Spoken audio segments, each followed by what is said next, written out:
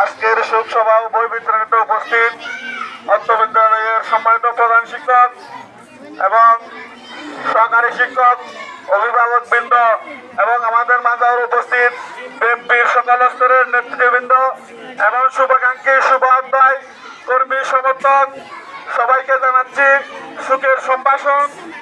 একটা কথা আসলে তিনি বারবার বলতেন, কম কথা কাজ বেশি, সেজন্য আমি বেশি বক্তব্য রাখবো না।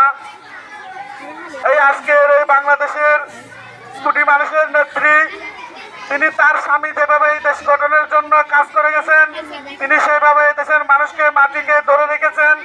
আগামীতে আমরা এগুলো মনে নিয়ে কোনো ধরনের দুঃশাসন না করে দেশ ও জাতির কল্যাণের জন্য আমরা ঐক্যবদ্ধভাবে কাজ করব, দোয়া করব এবং শিক্ষার ক্ষেত্রে আমাদের সর্বক্ষেত্রে বেগম খালেদা জিয়ার যেই আকাঙ্ক্ষা আশা আমরা এগুলো তুলে ধরবো এবং বাংলাদেশ জাতীয়তাবাদী দল সকল স্তরে তার নীতিকে আদর্শে আগলে রাখবো। এই প্রত্যাশা রেখে আপনারা যারা এখানে অভিভাবক আছেন, একটা কথা আমি বলি, তিনি একজন গৃহবধূ ছিলেন। আপনাদের এই মতো 10 জনের মতো তিনি গৃহবধূ ছিলেন।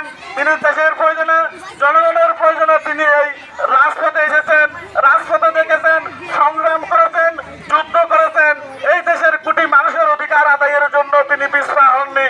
নানান ষড়যন্ত্র, চড়াই উত্তরায়ের মাধ্যমে তিনি এই দেশে রেখে গেছেন তার নীতি, আদর্শ, সংগ্রামী আপসহীন নেতৃত্ব। সেজন্য আমি সবাইকে বলবো, যে অভিভাবক আছেন আপনাদের মনে রাখতে হবে, ইনি আপনাদের জন্য কাজ করেছেন এবং তিনি তার একটা সন্তান রেখে গেছেন, একটা সন্তান মারা গেছেন। দেশনেত্রী তারেক জিয়াকে আগামীতে বাংলাদেশের নেতৃত্বে কাজ করার জন্য আপনারা সবিনয় মন থেকে দোয়া করবেন, তার সন্তত পরিবারের জন্য দোয়া করবেন, তাদের জীবন যেন আল্লাহ খায়াত দান করে এবং আমাদের দেশনেত্রী এবং সেই জিয়াউর রহমানের কবরে যেন আল্লাহ বেহেশত দান করে, সেজন্য দোয়া রেখে সবাইকে, আপনাদের ছেলে মেয়েদেরকে আগামী বছর যে নতুন বছর আছে তাদের পাঠদানের উন্নতি এবং প্রতিষ্ঠানের প্রতি লক্ষ্য রেখে অভিভাবক হিসেবে আপনারা আরো বেশি আপনাদের ছেলে মেয়েকে অগ্রগতি করবেন, এই প্রত্যাশা রেখে অত্র বিদ্যালয়ের প্রধান শিক্ষক এবং যারা উপস্থিত সবার জন্য শুভকামনা রেখে আমি আমার এই সংক্ষিপ্ত বক্তব্য শেষ করছি। আসসালামু আলাইকুম ওয়া রাহমাতুল্লাহি ওয়া বারাকাতুহু।